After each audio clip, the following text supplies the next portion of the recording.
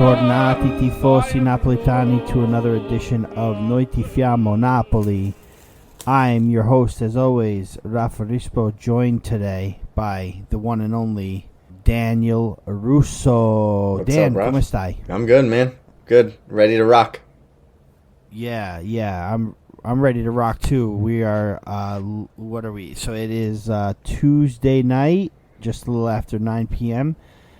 We are about 4 days now from Napoli's first official game of the season in the Coppa Italia versus Modena at the Stadio Maradona. Dan, it's a sold-out game. Everybody's ready for the season to start. They're ready for Coppa Italia in August. I mean, the joys of finishing 10th, right? I mean, I think it was, what was it, 2 years ago, our Scudetto season, that the season started this early, right? Wasn't it like August 10th, right. Something around there? It was... or no, it was around Ferragosto, I think. Yeah, it might have been right around Ferragosto. I'd have to look back in the... But I don't remember ever being earlier than that. You know, I mean, obviously this is to our own doing, you know, getting 10th place. We have to play the extra Coppa Italia game. I get it, you know. Or is it one extra or two extra now that we have to play? It's actually two extra. And here I was thinking it's one extra. We are starting in essentially the first round of Coppa Italia, bro. Wow. It's pretty crazy. So for those who don't really follow Coppa Italia too much, I mean, I know a lot of people don't regard it very highly, but Napoli, by finishing in 10th place, Napoli start basically at the beginning, and the first 8 placed teams from the previous season always get a bye right down to essentially it's the round of 16, right? Yeah, right, because it's 8 Serie A teams that are waiting for the next 8 teams to come in, and the participating teams are the 20 clubs from Serie A, the 20 clubs from Serie B, and 4 clubs from Serie C. Now, I'm not gonna pretend like I know exactly how these Serie C teams get in, but if I were to venture a guess, poor researching from me, I could have found out, but like I believe they are winners of. I want to say like they're winners of Serie D, or they've done something in Serie C to basically to make it to the Coppa Italia. So I have a question, Raffa, and I don't know, maybe I'm just very ignorant on the Coppa Italia prelim rounds because I've never had to experience it, obviously, as a Napoli fan until now. Well, it's been a while. Yeah. It's been a while since we've had to finishing top 7 every year except for the norm. 2009, Yeah. Right. For sure. Go ahead. So my question was, maybe, or is that, like, when you said there's 4 Serie C teams, is that 4 Serie C teams right now, or is that 4 Serie C teams from previous seasons and maybe they won their Girone or something and they went up to Serie B? So they qualified through that. It is 4 participating Serie C teams, and I'm wondering if it's the 4 teams that were relegated. I don't remember. That's actually might be it. It might be that. I should be more prepared for this. It's Avellino, Catania, Padova, and Torres. I know. So it's not. It can't be that because Avellino wasn't in Serie B last year.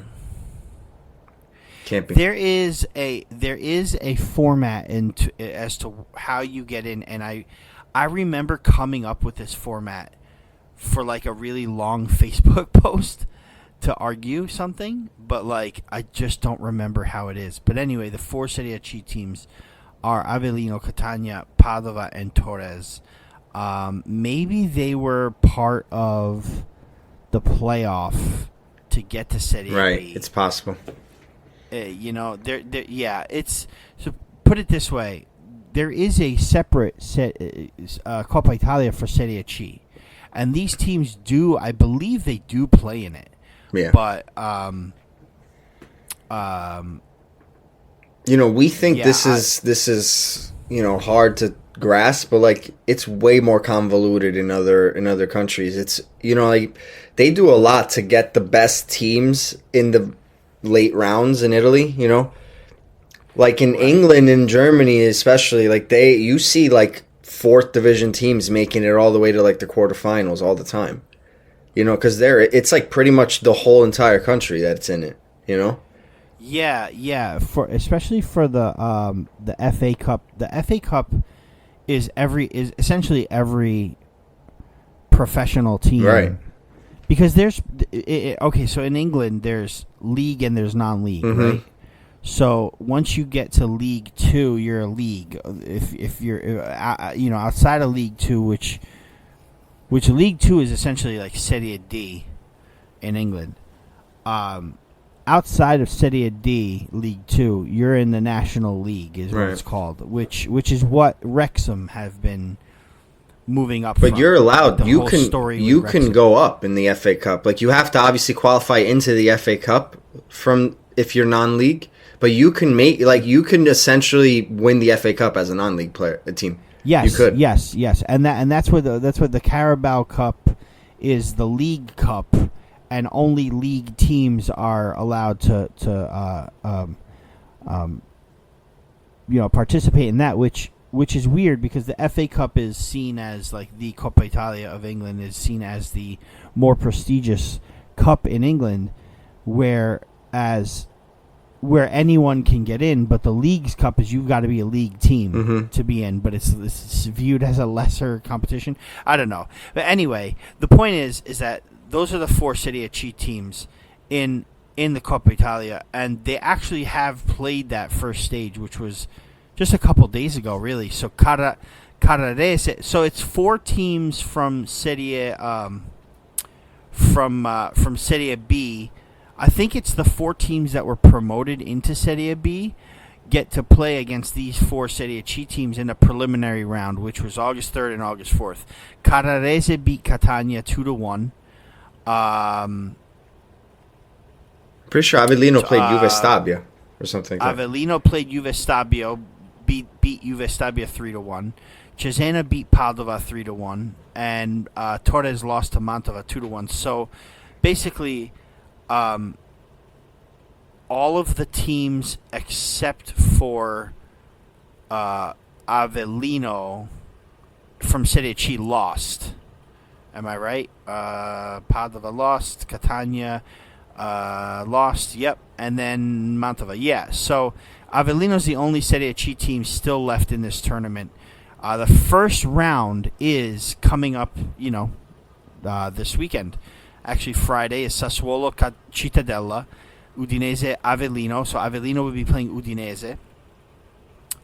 Genoa Reggiana, Monza Sud Tirol, and then on the 10th, Cremonese Bari, Verona Cesena. So Verona will be playing too. So our first opponents in Serie A will be having a Coppa Italia game as well. Empoli versus Catanzaro. Napoli obviously against Modena. Brescia, Venezia on the 11th. This is on the 11th. Brescia, Venezia, Parma, Palermo, Sampdoria, Como, Torino, Cosenza, Frosinone, Pisa, Lecce, Mantova, Salernitana, Spezia, and Cagliari, Carrarese. So, Napoli playing Modena. The winner of that game, I believe, will play against Parma or Palermo. So, that's when those teams enter. No, I'm sorry. No, Palermo is a game on the 11th.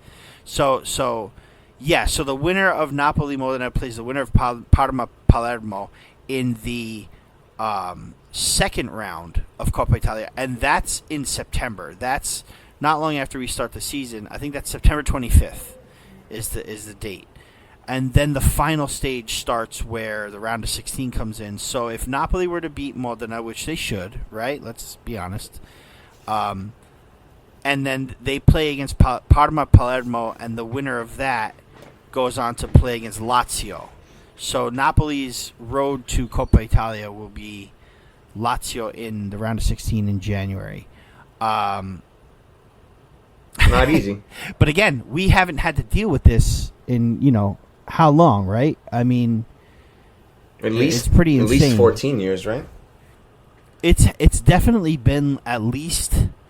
I mean, we haven't had to play preliminary Coppa Italia since Serie B. I mean, I think the last time we played, no, maybe the early Serie A days. But again, this Coppa Italia has changed. Like, the format has changed considerably.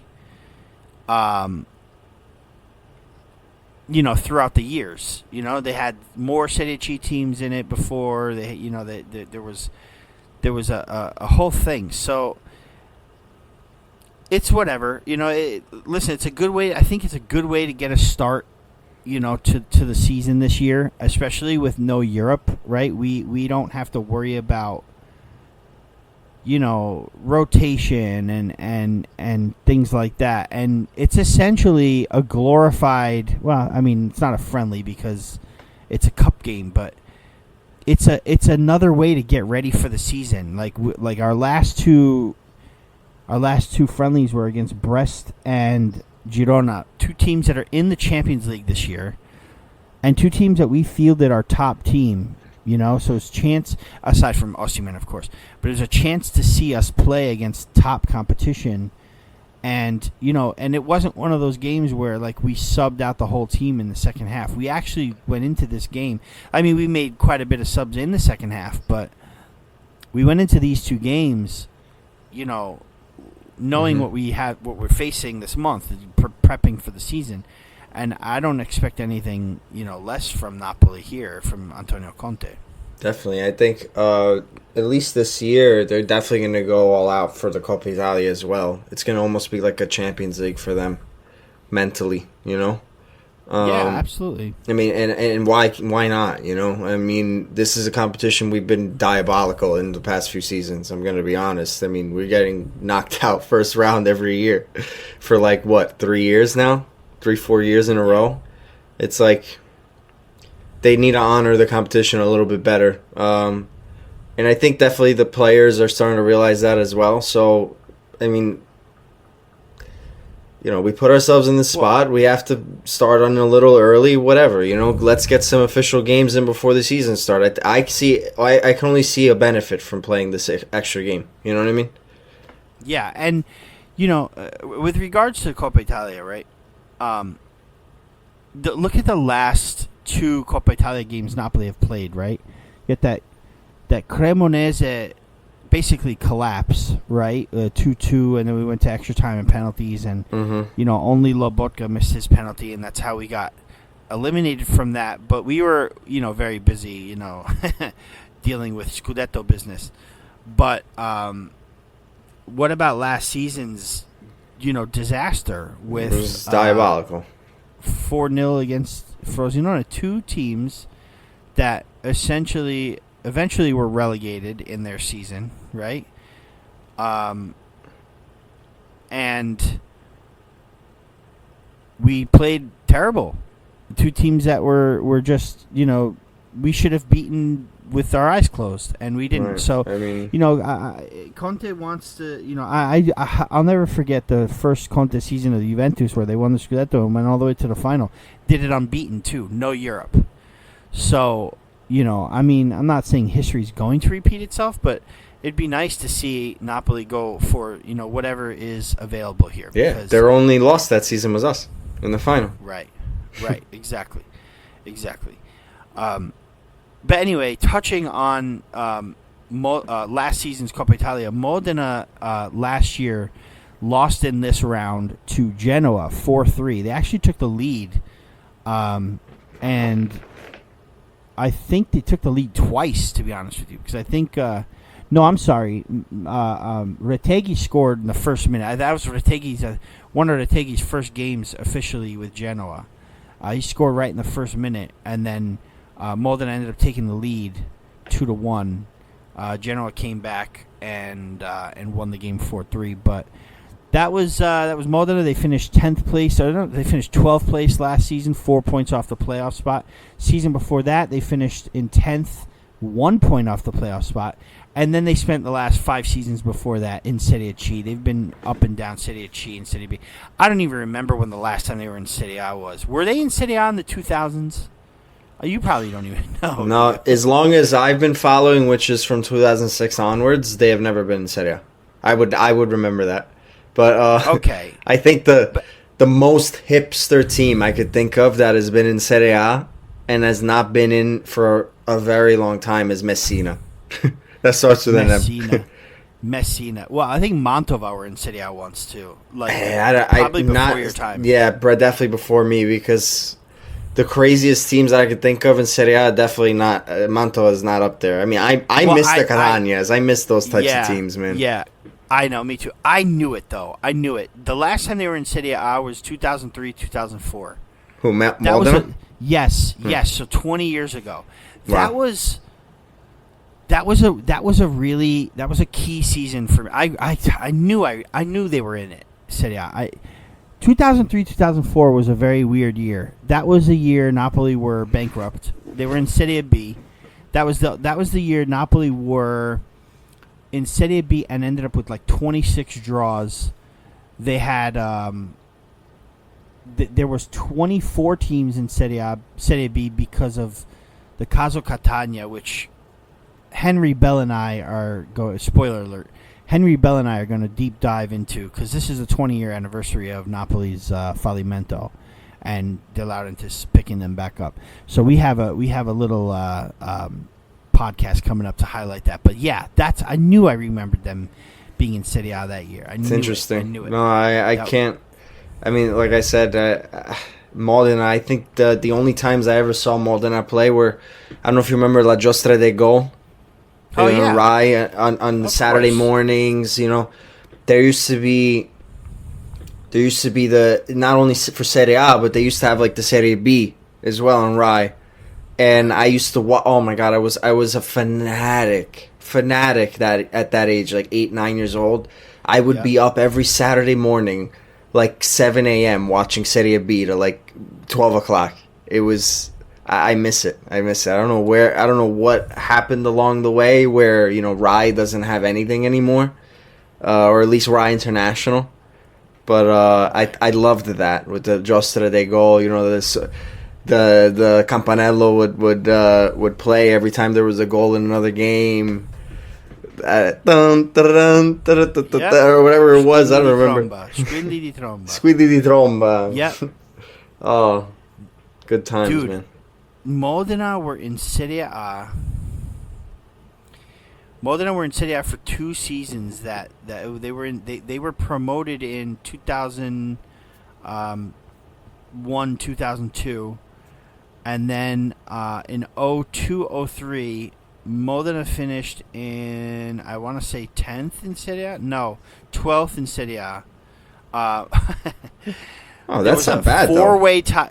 There was 12th, but there was out of 18 teams, and there was a 4-way tie for the last relegation spot. And guess who got? So I'll say these teams in random. Wait. Hold on. Did you say 18 teams? There was 18 back then.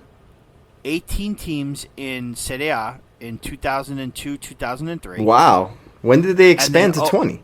Well, I'm getting to it. 03-04 was the last season that there were 18 teams, because what happened was Serie A was moving to 20 teams in 04-05. Mm-hmm. So 03-04 they promoted 6 teams from Serie B.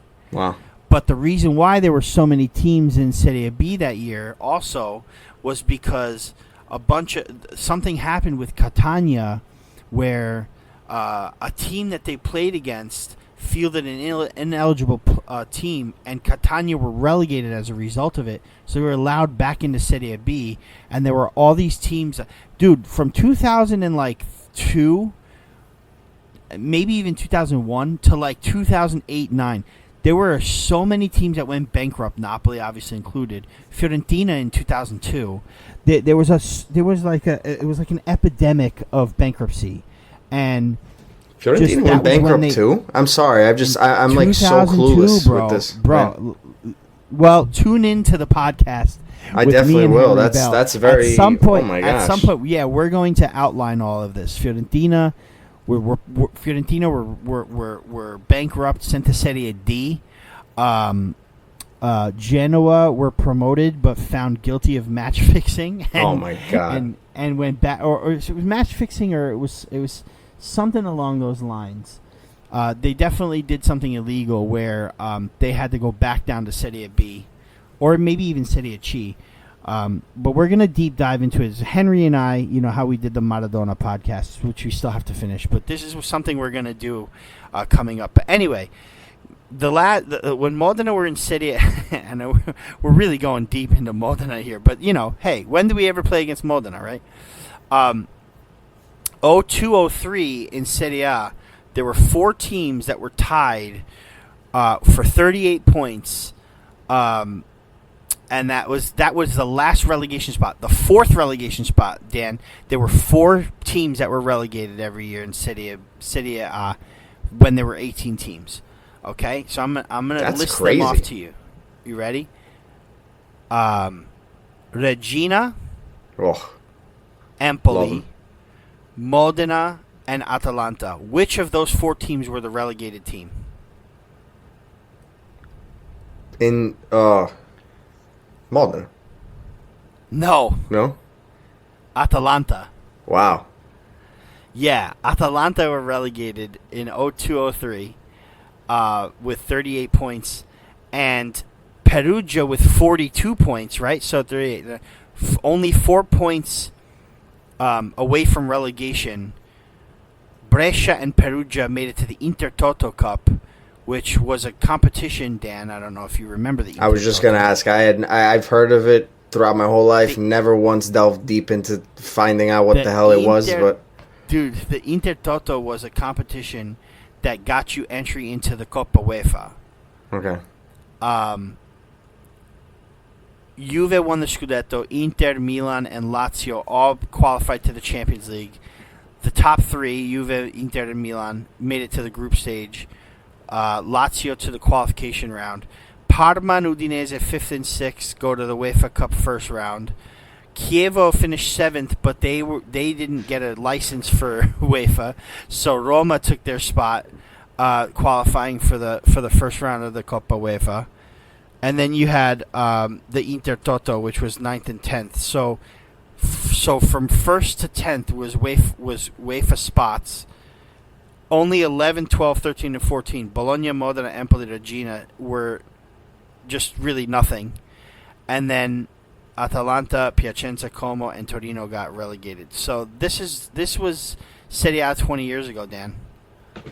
It's pretty. So this Intertoto Cup was basically like a Supercoppa for who goes to the Coppa Italia or the Coppa UEFA, right? I wouldn't say Supercoppa because it's like teams that finish really low in this. Right, but like it's a one-game playoff essentially. Was it? I wouldn't even say that. No, it was. It had that also changed format throughout the years.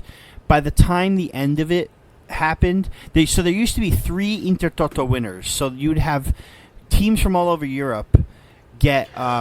This was This was an international thing. It wasn't just a domestic. Oh, yeah. Oh, okay. Oh, yeah. All right, now I get it. Napoli actually won the final Intertoto Cup, but they were one of like 12 winners. But the thing is that traditionally the Intertoto Cup was won by 3 teams. Like they were separate. It was like European teams were put into separate like groups. Okay. And like they whittled it almost down to basically, and then they like whittled down to like 3 winners. And then, like I said, towards the end, it got crazy, and there were like 11 winners. Napoli won. That's how Napoli ended up getting into Europe. So, history lesson, guys.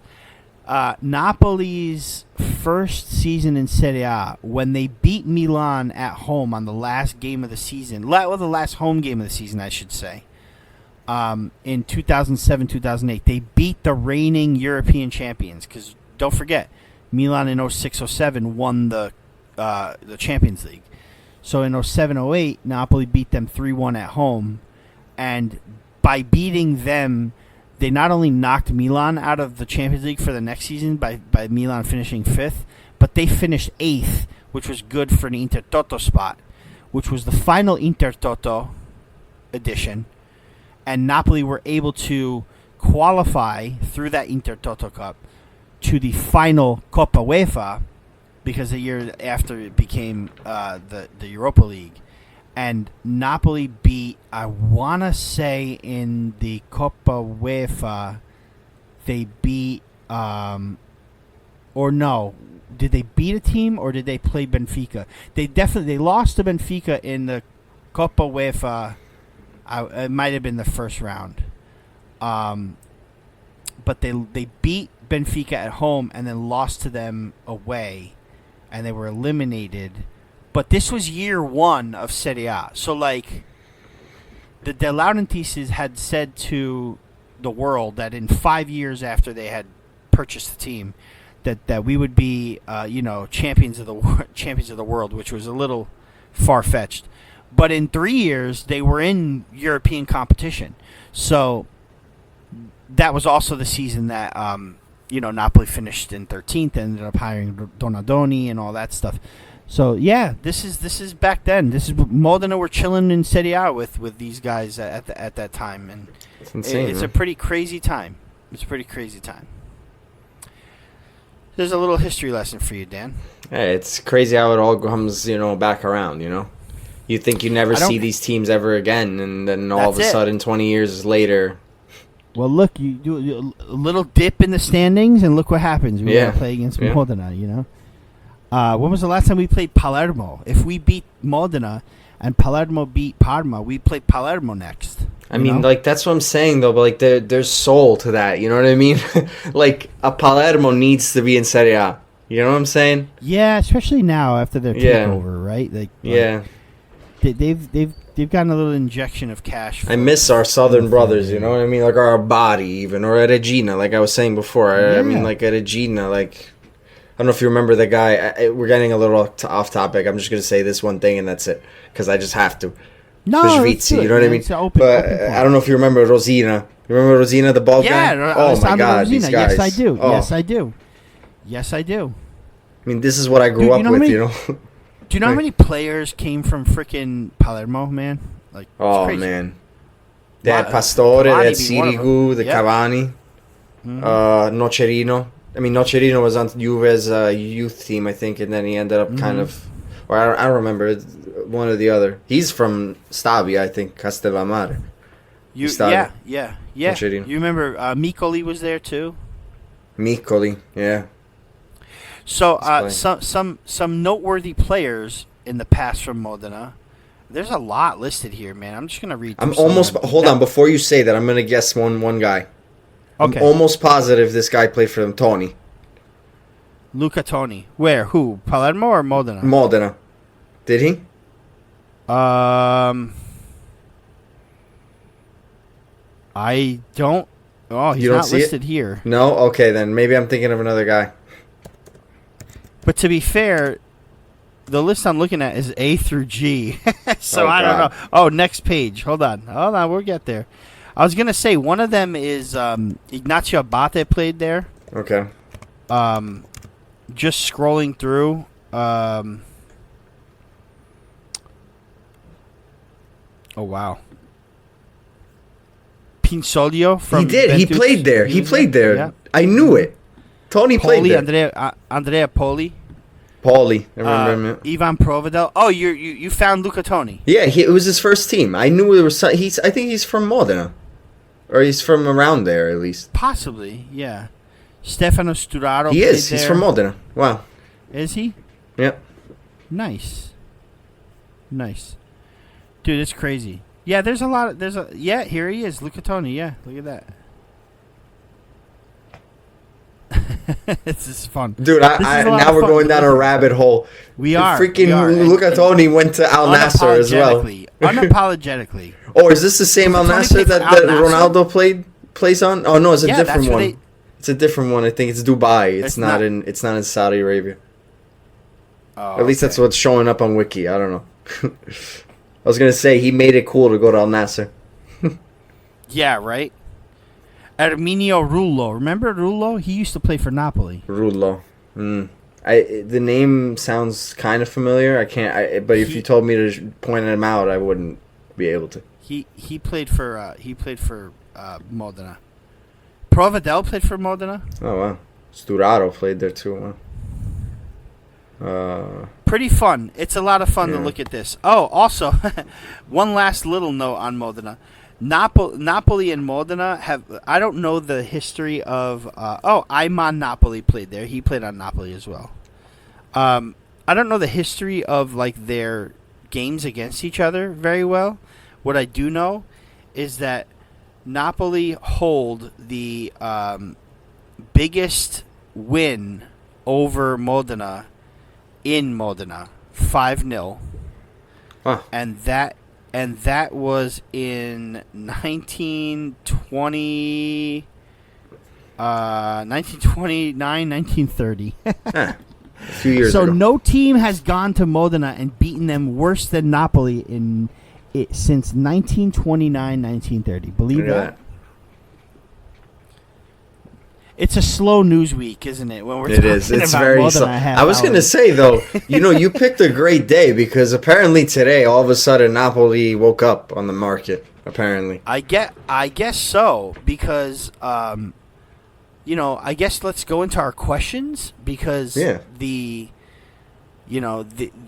did get a lot of good questions. So on X, thank you very much for everybody who sent in.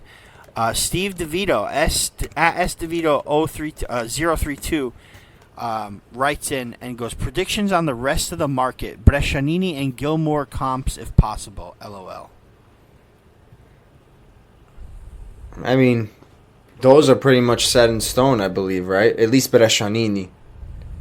From what we're seeing on the news. From Di Marzio, at least. I'm wondering if he's asking...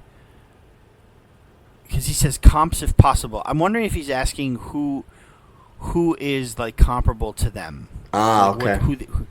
That's my guess, Steve. I should have reached out to you and asked you to elaborate, but Brescianini and Gilmore comps if possible. But predictions on the rest of the market. Like you said, Brescianini and Gilmore should come in soon. The rest of the market, who knows? I mean what's interesting is now we're seeing like Neres, right? Neres, yeah, Ruben Neres, yeah.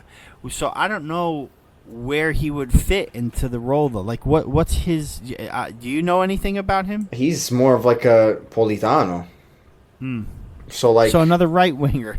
Yeah, that's what I'm saying. It's like very odd.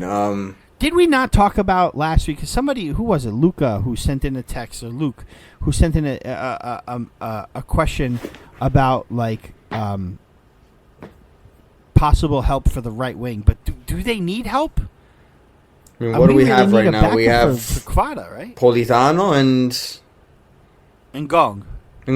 But that's the thing. Like, where does Conte see Ngong?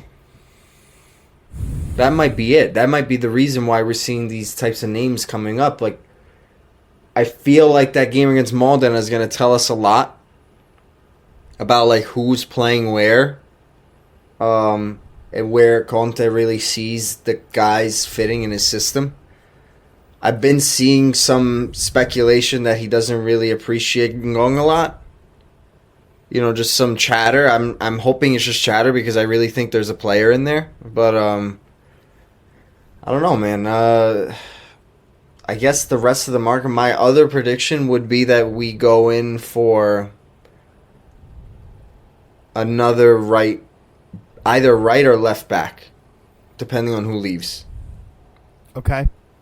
I don't know. Well, Brescianini, I could see maybe filling a role there.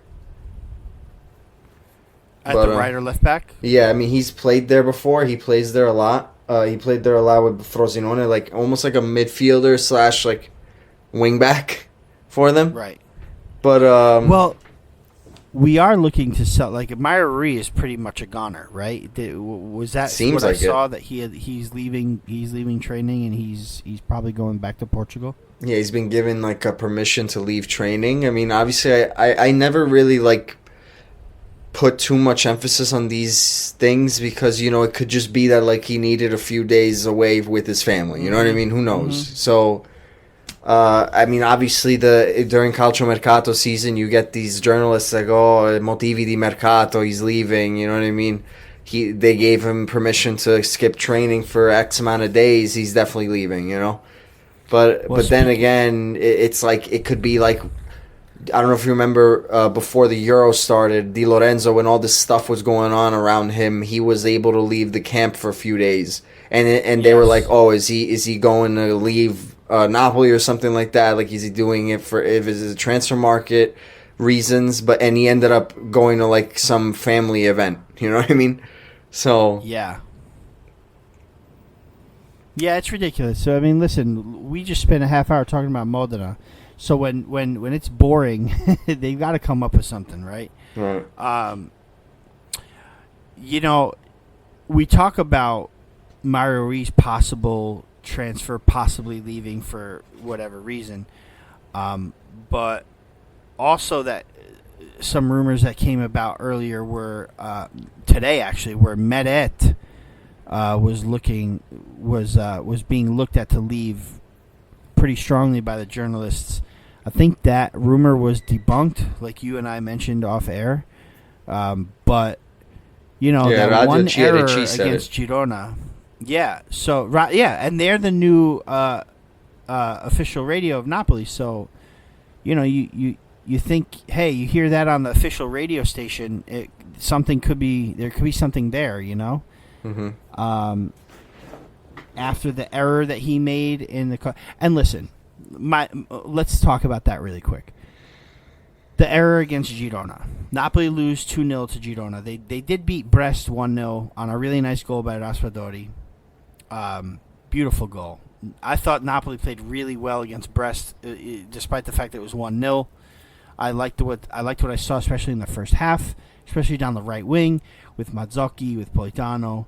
Obviously Raspadori, beautiful goal. Few touches in the air and then blasts it home, low left corner. But then the Girona game, and I feel like after the Meret blunder and then after the rain, torrential downpour started coming, Napoli had 0. But when you think about it, and you saw the game in those sort of conditions. Do you really expect Napoli to play hard for a win there? Like, especially after Conte has drilled them for the whole summer? Like, no, I mean, like I said, these games, like, they're good for one of two things. One, try different, schemes out, right? Two, see different players on the field rather than the ones that you would see in all the official matches, right? See who can maybe come in off the bench in the season, who's got to leave, who's going to come, which positions do we need players to come, right? So, like, for me, I will never, like, we could lose to Anaune. I would not give a shit. I'm going to be honest with you. No, honestly, like, yeah. It's just, these are friendlies. They're there for that, So, I don't get, and I do agree with you, why go for a win against Girona in those conditions, and especially after getting absolutely hammered for, like, 3 weeks and straight at Itiri. You know what I mean? It doesn't make sense, No, it doesn't make any sense. But, okay, the 2-0 result doesn't bother me at all. What bothers me is that 3-4 years in, 5 years in, however long he's been here. Since 2018. 6 years. 6 years. 6 years in. All these managers later, they're all picking him still, right?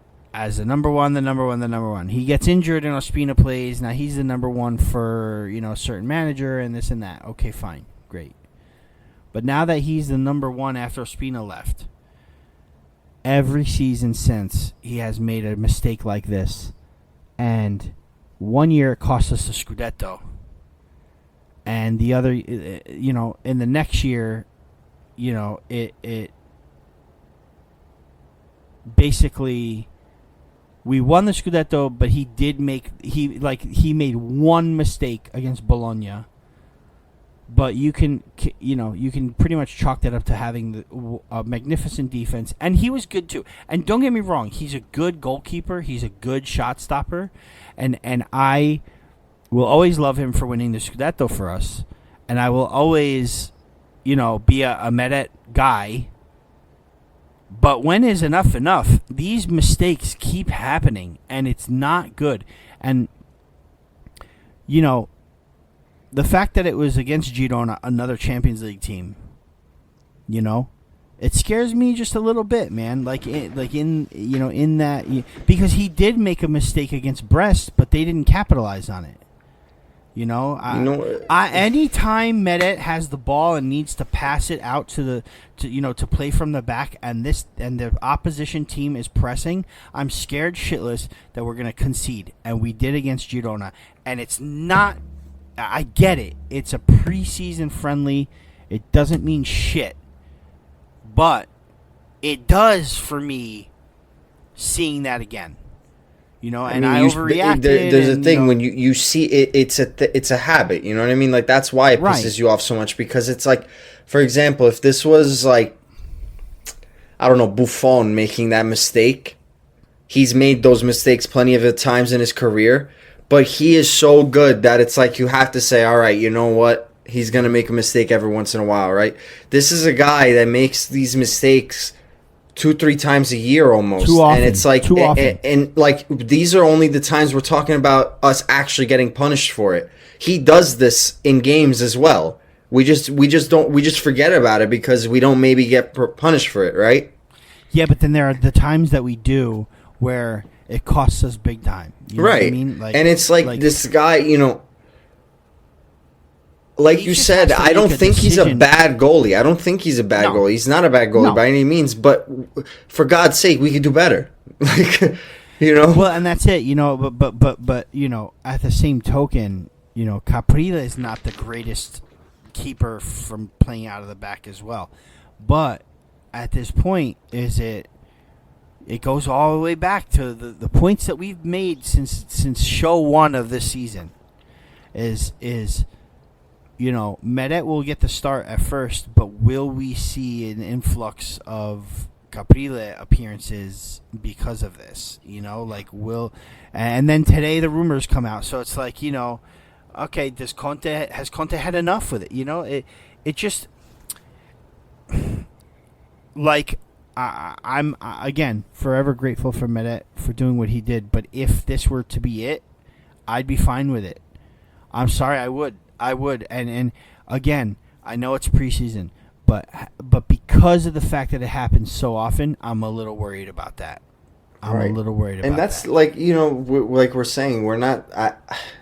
There's a certain sect of fans, of Napoli fans, that like are on Meret, that love him to death, that will could defend everything about this guy, and I just don't want it to always sound like I'm harping on him because I don't like him or we don't like him, whatever it is, you know what I mean, or we don't appreciate what he has done for us in the past. I think when he first came to Napoli, he was phenomenal. Mm-hmm. And then that benching with Gattuso really screwed him up big time, Yeah, but and the injuries too. He came and some injuries, right? Didn't he did. So there is a little bit of maybe he's taking a step back, but it's 6 years in now, man. And it's not like this is a guy that he'll be your goalie for the next 20 years. You know what I mean? That you have to just kind of sit back and let him rock. You let him make his mistakes. It's not a Donnarumma. Where he has world-class ability. He doesn't have world-class ability.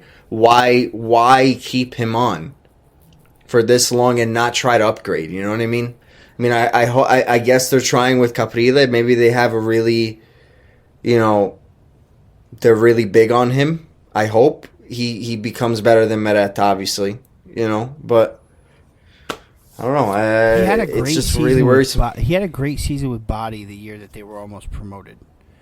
2 seasons ago, Capella did. So there's promise. There's a lot of promise there, but we'll see. We'll see what happens. So apparently, like the rumor has been like we said, debunked. I don't think he's being sold. But it doesn't really surprise me that some of these names are coming out, like Myri's leaving, so he's going to go. Meret's likely to be sold. Now, I saw today something where Folorunso might even be sold. Now, what happened was, apparently, now this is according to Sport Italia, and I don't know, I'd like to say they're somewhat credible. I mean, they show Primavera matches on their app. They've got some inside sources, but apparently a deal was close to being made with Atalanta for Folorunso until Scamacca was injured, and now they have to focus, instead of spending on Folorunso's position, they have to focus on getting a new striker in. So that there was some sort of a like 15 million euro deal that was on the table for Atalanta to get Folorunso, and he just re-signed to 2029. Yeah, I don't know how true that could be. I mean, like you said. Also, I also saw something where like Folorunso was kind of like left out of a training regimen and like was walking back towards the backstage. But again, could it be something where like he had to go to the bathroom and then these journalists are coming up with bullshit? You know what I mean? Like. But right, like okay, we can definitely, it's a rumor, but it's transfer season and it's in the middle of transfer season. Like if this were, April, I'd be like, oh, you're out of your mind. It's too early to talk about shit like this. You know what I mean? But it is in the middle of transfer season, so there's got to be some sort of rumblings there.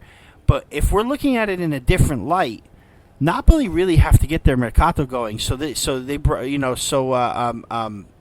brought up Gilmore and Brescianini. We're obviously waiting for moves to be made in the transfer market for us to make the moves, like moves out, for us to make moves in. Is the fact that Osimhen still being at Napoli, still going through this whole thing with whoever, is going to buy him, is he going to stay, is he going to leave? Is that a big case?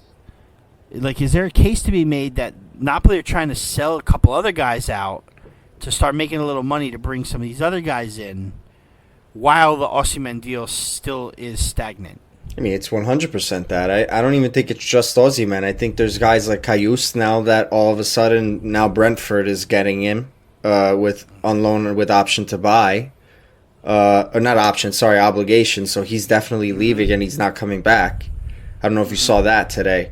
I didn't see that. Yeah, that was with Di Marzio, put that up just a few hours ago. And then there's also Rui, like we said before. There's Gaetano that apparently tomorrow there's going to be the decisive meeting with Parma to get him out of here. So there's like, and these aren't just loan like departures. These are sales, So it makes sense why we've been so stagnant the past few weeks. There's been so many players that we're trying to get rid of all at once.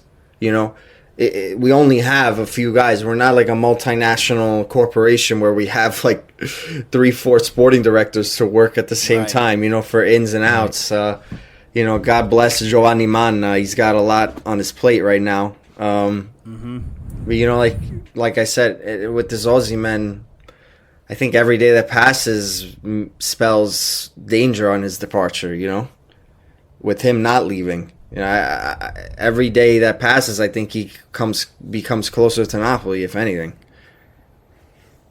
Yeah.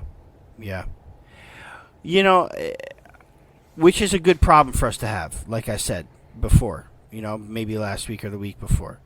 I don't know if... I don't know if keeping him is the smartest thing, but I also don't know if selling him is necessarily a bad thing. I mean, not selling him is a bad thing. I'm gonna put these two questions together because they have to do with the same thing, and these are the last two questions, and then we'll get out of here.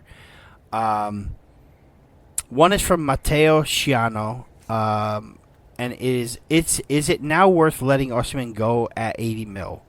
Considering Osimhen's wages and that Lukaku is willing to take a salary cut, the $50 million off of Osimhen's release clause of 130 are 3 months of his salary gross. I mean, if we're really that desperate, I think that's really what a lot of teams. Now that I'm thinking, it kind of light bulb went out of my head. That's probably what a lot of teams are waiting for, is the last few days to just, catch De Laurentiis desperate, try to get a. I don't think he's gonna do it. That's what I'm saying. That's like the hardest person to coerce into doing that. So let's take a look at this really quick, okay? Osimhen and De Laurentiis make a deal for $10 million a season net for him to go for 125, 130, right? Gonna happen at the end of the season. It's a 2-year extension. Blah blah blah blah. Right? Okay. Now, Osimhen gets his desired wage from PSG, but PSG want to be stingy. We said it last week. If there's any team if there's any team that we should never bargain with, it's a team like PSG with all their oil money. No reason to bargain with them. They have the money. I don't care if they didn't sell Mbappe. I don't care about any of that stuff. They have the money. If they're not in his plan, if he's not in their plans, it's a whole other story. But you know what? If it's because you're being stingy, then F you. I don't care. I don't even want to sell anymore, to be honest with you. If I'm De Laurentiis, right? Now, 80 million is not the value of Osimhen. I don't care if he had 14 goals last season. He scored 16. I don't care if he had 10 goals. He is not valued at 80 million, in my opinion, because of one season. The season before that, he won the Scudetto, 26 goals, Capocannoniere, 2 more goals than everybody praises Lautaro and his Serie A season last year. It's because most of his 24 goals were in the first half of the season. The second half of the season, he was not as good as he was in the first half of the season. Only ended up with 24 goals. Osimhen beat him by 2 goals the year before. Okay?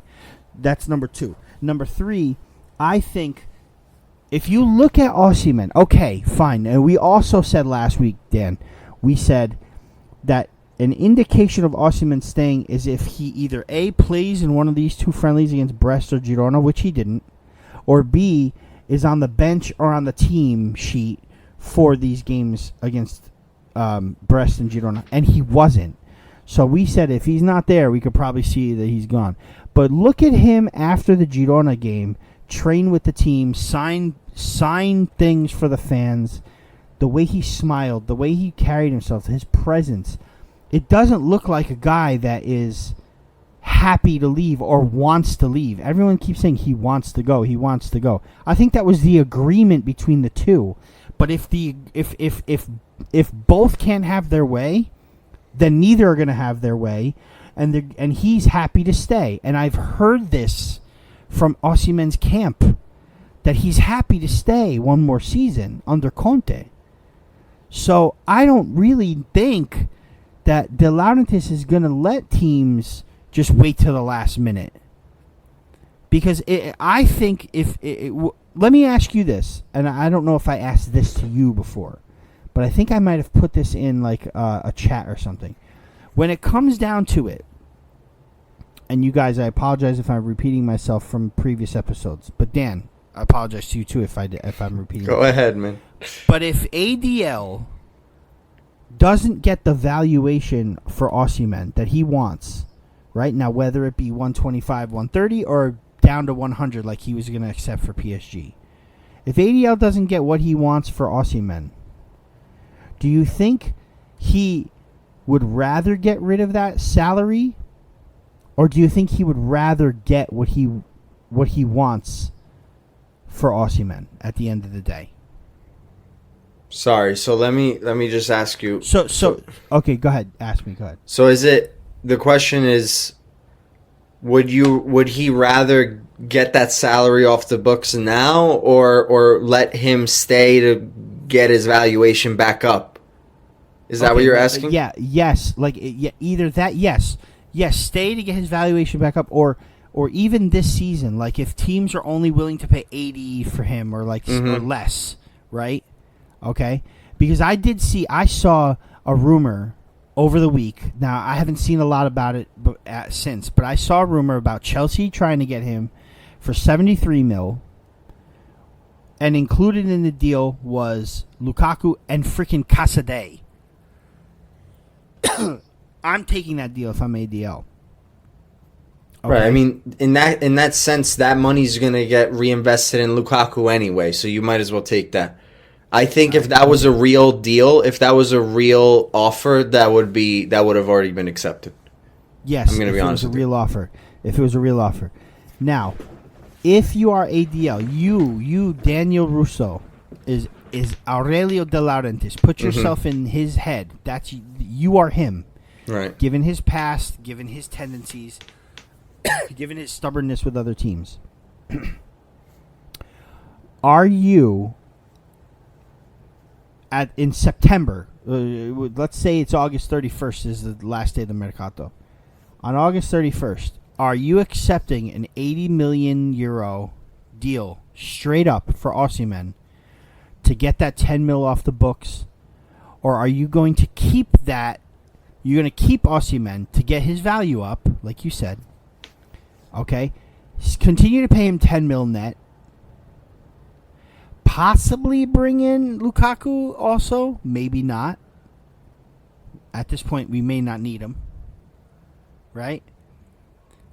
But what are you doing if you're ADL? Would you rather get the money you feel you deserve for him? Now, again, what did we say? We said if we miss the Champions League, it's okay. We're selling Osimhen. We're going to get money.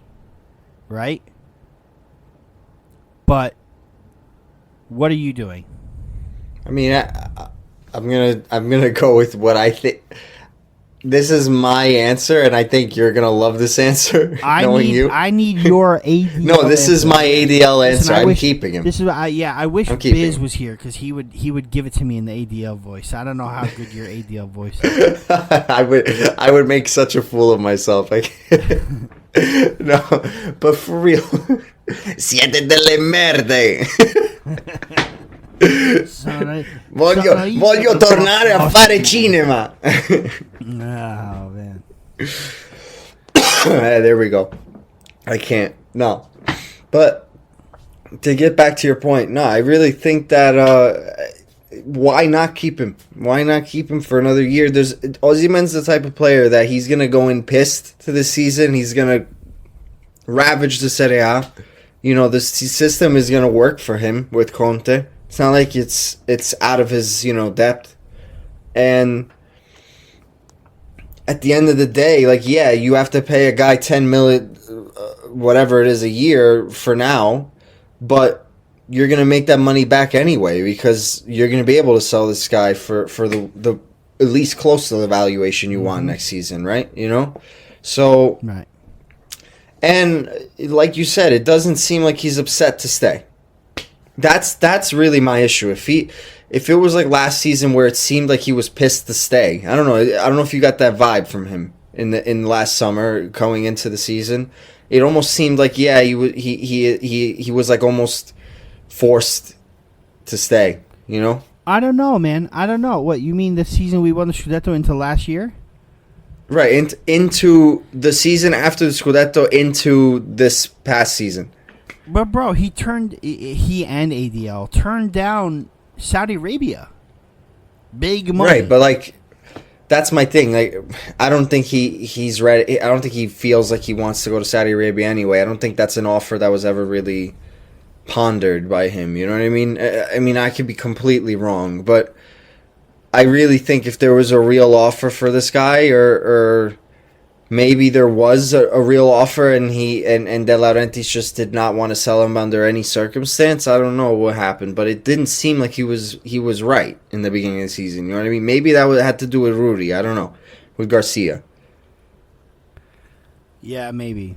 So you're saying that if you're ADL, you're keeping him, and I don't mean keeping him next season. I mean if there's nothing happens at the end of like if teams are purposely trying to hardball ADL, like right. If someone comes out with 100, like if Chelsea say fine, here's 100. No, he's taking like it. Next week. He's taking it. But if it's a situation where the clock is ticking. And no one is coming up with the bids, I'm keeping them. But you see this all the time in the transfer market. You know what I mean? You see teams, hardballing other teams for their top players, and their top players want to leave. They're like trying to force their club's hand, and then at the end of the day, they end up having to stay, and they end up having phenomenal seasons. You know what I mean? It happened with Ronaldo a few times with Real Madrid. It happened with what was his? I'm pretty sure it happened with Di Maria on Real Madrid as well. Players here and there. This is what happens all the time. I even think it happened with Maradona. Yeah. Maradona was ready to go somewhere. It might have been somewhere in Italy. It might have been Milan. And they were they were playing stingy with Maradona, and he was like, you know what, I'll stay, fine, but I'm going to show you what I could do. And he won the Coppa Ueva, and then he won another Scudetto. So, listen. Once again, and there were some people I've seen, like some people recently saying things like, "Oh, he'll get frozen out of the squad if he plays." No, never. Absolutely, a player like Osimhen would never get frozen out of the squad. A and B. Once again, it's a mutual decision. I truly think that this season, even like they're on the same page. I think that ADL and Osimhen have an understanding that if we both can't get what we need, then he's gonna stay. Then I'll stay. I'll play 100%. Under Conte. Hey, what's the worst that could happen? I'm gonna score 35 goals under Conte. Maybe right. more. That's why I'm saying it doesn't seem like he's upset. That's why I brought it up just to bring it up because you never want to have a guy. There's a saying in Italian and I've been seeing it tweeted a lot, like rimane sul groppone. You know what I mean? Like it's like he would be staying on the books, like you'd be staying just to he would just be causing a problem by staying. Basically, is what that's saying, and it's like I don't really feel it that way this time. No, around, I don't either. I don't either. And he's sharing story of Napoli's the 98th birthday. Again, his attitude with the fans and the crowd. He's smiling. He's signing things. He's training and he's smiling with his boys while training. They're taking pictures. Like, does this really look like if this guy was really ready to go right now, right? Take a look. Cavani left, had ample time with PSG in the offseason. Higuain left, had ample time with Juventus in the offseason. Osimhen's still here. Don't you think he'd want ample time with PSG to train in the offseason? It doesn't really matter to him, I don't think. We really need to... a lot of people are going to hate me for saying this because he's not very well liked anymore in the Napoli community, which I don't have a personal problem with him at all. I think he's a great guy. Oma Akatugba would be great to have on right now, and to hear from him because he at the end of the day, say what you want about him, he is probably the closest person to Osimhen that we've ever had on our network here at Far From Vesuvius. And I may reach out to him to talk to him about this because it's cool. Crazy. It's funny that I haven't seen anyone talk to him about this yet. I haven't really been on X a lot either, but whatever. Gonna throw Hafstein Arnson's question in really quick just to throw it in, and then we gotta go because we're running a little over time. But my man Haf, he's a good guy. He's a member of Matteo and Kay's CalcioCast community that I'm part of too. Love the guy. And he goes, I would say Chelsea are trying to hardball their best at the negotiating table regarding Osimhen. Did it earlier in the season, left the negotiation almost immediately. Osimhen hardballing too. Something has to give. ADL, Osimhen, Camp, or Chelsea. And then says that Arsenal are focusing on Gyökeres. I think that's how you pronounce his name. I don't know. And are unlikely to break their transfer record again. I definitely see Chelsea as a potential landing spot for him, but he also does not want to. He wants the Champions League. He doesn't want the Conference League.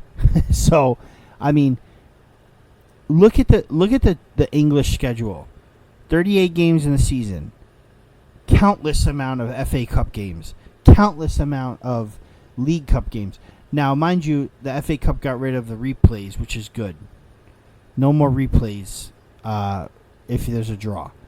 But still, 2 cup competitions. And then, to top it off, you're playing in Europe, but you're not playing in the Champions League. You're not even playing in the Europa League. You're in the Conference League.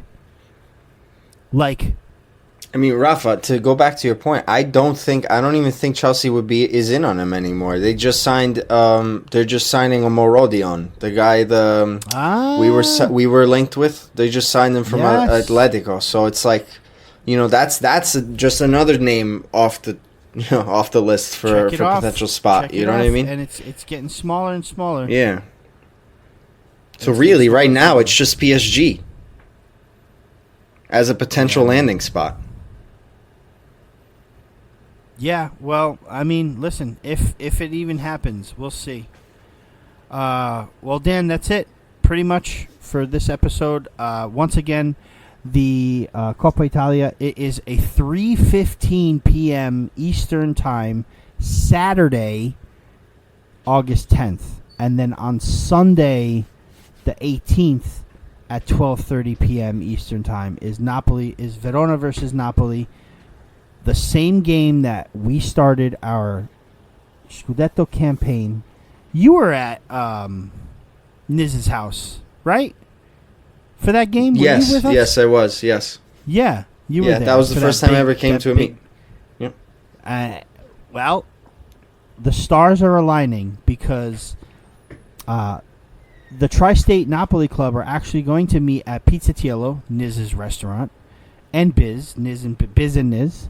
They're going to meet at Pizzatiello for the Coppa game. They're also going to meet at Pizzatiello for the first game of the season against Verona.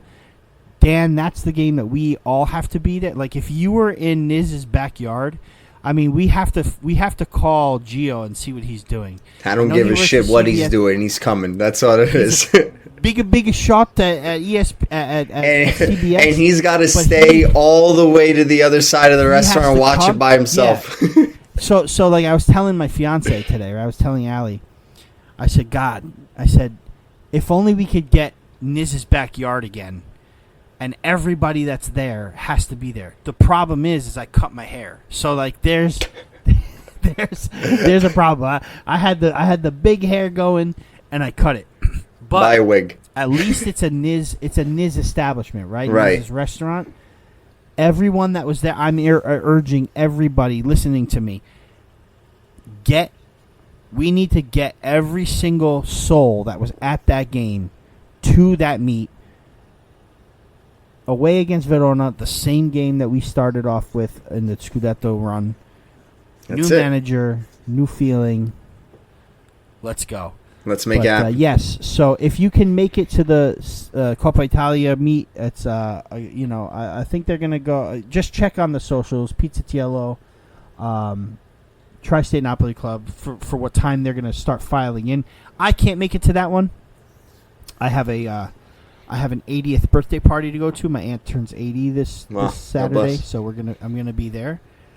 With my phone on you can better believe it. I'll have my stand and my phone sitting on my table, and then and then the season kicks off after that, man. And we'll probably be. I would like to try, Dan, if you don't mind, try to get in soon after the Coppa game. If there's any way you can come in, we'll talk about that off the air. But I'd like to review that. Quickly, we don't have to be an hour, 10 minutes for that. Yeah, we'll talk. We'll talk about it off here. Sounds good. All right. Well, until next week, Dan. Thank you very much. Sono felice di essere qui stasera con te. I think I'm gonna end every show, or try to begin and end every show with something that just says Conte with you. Conte. Just Conte. everything Conte. I love that man. Conte. I do too, man. We haven't played an official game yet, and he's a Juventino scum, but we love him, don't we? We love him. Because he's gonna bring the fire, bro. That's what he's gonna do. He's already done it. All right. We'll see you soon, everybody. All right, brother. As always, Forza Napoli. Sempre. Ciao, ciao.